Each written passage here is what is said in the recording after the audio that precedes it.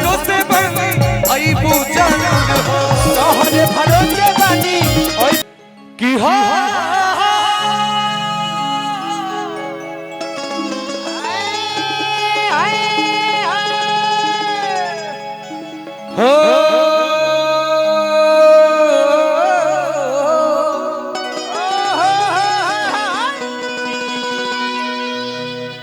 की जय हो बालेश्वर बाबा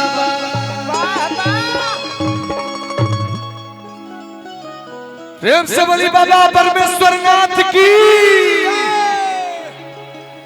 प्रेम से बोली तुम रजनी वाली मैया की राखिले तू ना ए माई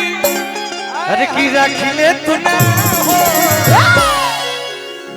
की राखिले तू ना ए माई अरे की राखिले तू ना हो का कि हमर पानी भवानी माई राखिले तू ना हमार पानी भवानी माई राखिले तू ना हमर पानी भवानी माई राखिले तू ना हमार पानी भवानी माई राखिले तू ना राखिले तू ना माई राखिले तू ना राखिले तू ना माई राखिले तू ना हो राखिले तू ना माई राखिले तू ना हमर पानी भवानी माई राखिले हमार पानी भवानी माई राखिले तू ना पानी भवानी माई राखिले तू ना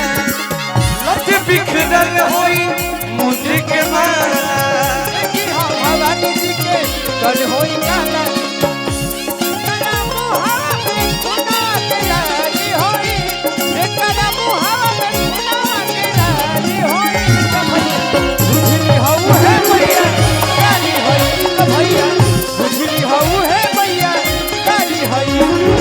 भवानी माई राखिले तू ना हमारो पानी भवानी माई राखिले तू ना हमने के बीच में आदरणीय हनुमान भैया जो हम सब कलाकार के गार्जियन बने गार्जियन के बार बार प्रणाम आशीर्वाद के करना रही हो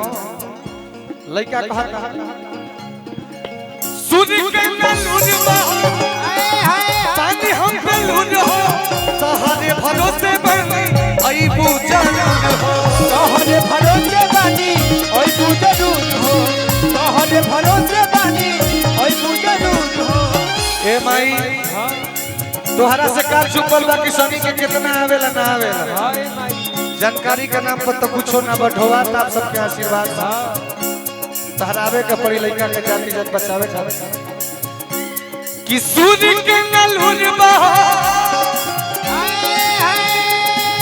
पानी हम पे लून हो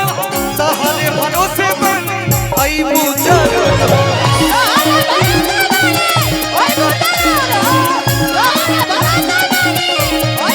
ए मैया झांकी दे तू ना माई झांकी दे तू ना हो झांकी दे तू ना माई झांकी दे तू ना हो गायक भाई धुरेंद्र कुमार जी की ओर से आशीर्वाद मिलल भाई के हृदय से वंदन झांकी दे तू ना माई झांकी दे तू ना हो झांकी दे तू ना माई झांकी दे तू ना हो कि हमर पानी भवानी माई झांकी दे तू हमार पानी भवानी माई